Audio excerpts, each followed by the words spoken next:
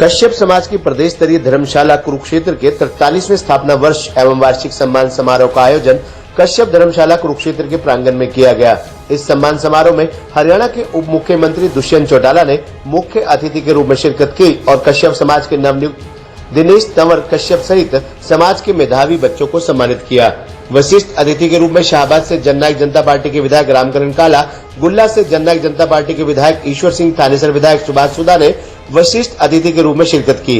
वार्षिक सम्मान समारोह में डिप्टी सीएम दुष्यंत चौटाला का पहुंचने पर कश्यप राजपूत सभा के प्रधान ओमपाल कश्यप, राजवीर कश्यप सहित समाज के गणमान्य लोगों ने फूल माला, पुष्प गुच्छ व पगड़ी पहनाकर स्वागत किया। सभा के प्रधान ओमपाल कश्यप ने डिप्टी सीएम दुष्यंत चौटाला के समक्ष समाज की तरफ से 3 मांग रखी, जिसमें डिप्टी सीएम दुष्यंत चौटाला ने पानीपत में कश्यप धर्मशाला के लिए जमीन देने की घोषणा की। वहीं पानीपत में कश्यप समाज के लोगों पर किए गए केस को कोर्ट के माध्यम से सुलझाने का आश्वासन दिया। तो वहीं डिप्टी सीएम दुष्यंत चौटाला ने कश्यप राजपूत धर्मशाला कुरुक्षेत्र में मॉडर्न लाइब्रेरी बनाने की घोषणा भी की। दुष्यंत चौटाला ने समाज को बधाई देते हुए कहा कि वह हर वर्ष इकट्ठे होते हैं और समाज के होनहार बच्चों को सम्मानित करते हैं। उन्होंने कहा कि किसी को भी आगे बढ़ने के लिए हौसला बहुत जरूरी है। अगर हौसला दिया जाए तो वह बढ़ चढ़कर अपने काम को पूरा करता है। उन्होंने कहा कि मुझे कश्यप समाज के स्केटिंग के एक होनहार बच्चे, जिन्होंने विदेश में अपना नाम रोशन किया है, जहाँ हरियाणा में बर्फ नहीं दिखाई देती, वहाँ उन्होंने विदेश की धरती पर जाकर अपने देश प्रदेश में समाज का नाम रोशन किया है। डिप्टी सीएम दुष्यंत चौटाला ने कहा कि वे पूरे प्रदेश में हर गांव में मॉडर्न लाइब्रेरी खोल रहे हैं, ताकि बच्चों को उनके घर के पास ही पढ़ाई के लिए उचित सुविधा दी जा सके। जो समय बच्चा शहर में आने जाने में लगाता है, उस समय को बचाकर वे अपनी पढ़ाई कर सके और अपने लक्ष्य को हासिल कर सके।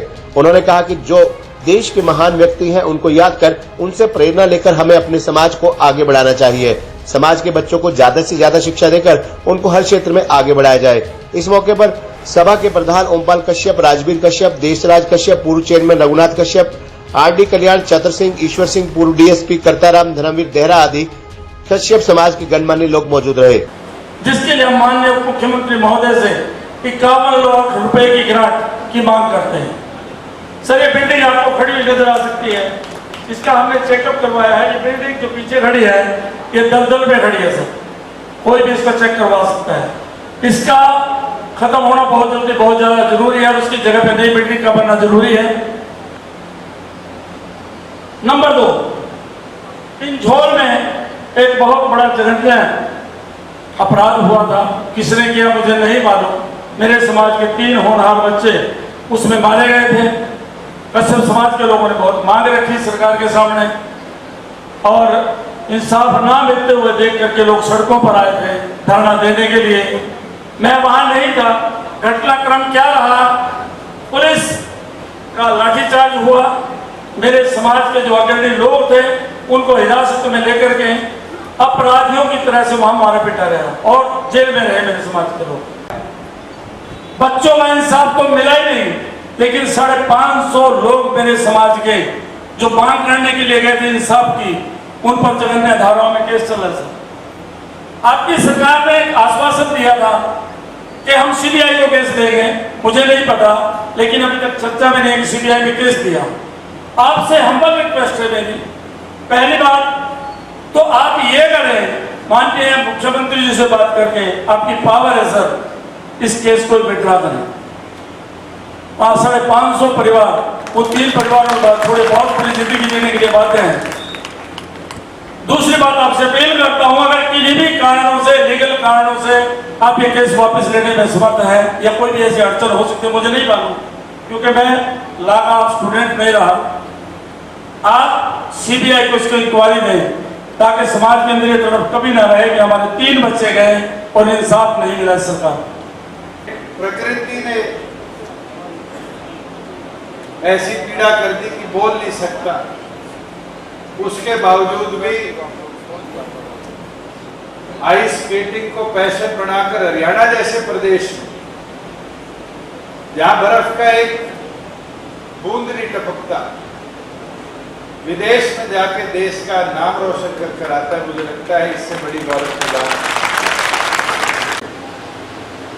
उचाना की लड़की 2 मेडल जीत के लाई और अब कई विदेश से मेडल जीत के लाई।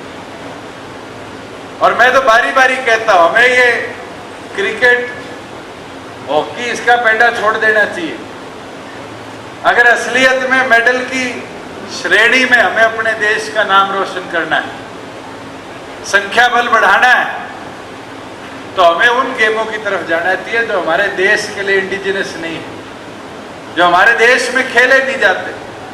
आज कबड्डी के बच्चों को रग्बी खिलाना शुरू कर दो। हमने सोनीपत में एक एकेडमी देखी जहां फौजी ने कबड्डी वालों को रग्बी खिलाना शुरू कर दिया। नतीजा क्या आया कि हरियाणा की टीम पिछले 3 साल से लगातार रग्बी का गोल्ड मेडल जीतने का काम है। और आज इस पे काम करना पड़ेगा। जैसे आपने सुपर 100 वाले बच्चों को सम्मानित किया है, साथ ही HCS अलाइड में आज अफसर बन गया। अफसर वो बना है, मगर गौरव किसको हो रहा है? समाज को हो रहा है। चौधरी ईश्वर डिजिटल लाइब्रेरी बनवाई और इसको फिर प्रदेश सरकार का एक प्रोजेक्ट बनाया। आज 1000 के लगभग लाइब्रेरी पूरे प्रदेश में डिजिटलाइज गांव के अंदर हम कर रहे हैं। इसका लाभ किसको मिलेगा? दुष्यंत तो पढ़ लिया पर रुक नहीं रहा, फिर आगे पढ़ाई कर रहा है, पर आज गांव के बच्चे को इसका लाभ मिलेगा। और मैं आप चाहते हैं उसके अंदर हरियाणा 2% आबादी का प्रदेश है और हमारी हिस्सेदारी 8% अफसरों की हो चुकी है। 8% अफसर हमारे प्रदेश से आज अफसर लगकर देश के बड़े पदों पर बैठने का काम करेंगे। और एक टाइम था जब हरियाणा का 1 या 2 IAS मिला करते थे, 1 IPS मिला करता था। आज तो देश के किसी कोने में चले जाओ, मैं पीछे तमिलनाडु गया, वहां पर ACS रैंक पे अपने झज्जर की छोरी बैठी और SC कम्युनिटी की थी। बड़ी खुशी हुई मेरे को। वो मेरे से सुबह 7:30 बजे हस्बैंड वाइफ मिलने आए और तमिल भाषा बोल रही। तो मैंने कहा दोनों बात कैसे करते हो? तो फिर हरियाणवी बोलने लगी। कहती इसने भी सिखा दी, ये भी हरियाणवी बोलने लग गया। तो आप देखो किस प्रकार से हमारे लोगों ने समाज की जो बंदिशें थी। खबरनामा हरियाणा के लिए डॉक्टर राजेश उधवा की रिपोर्ट।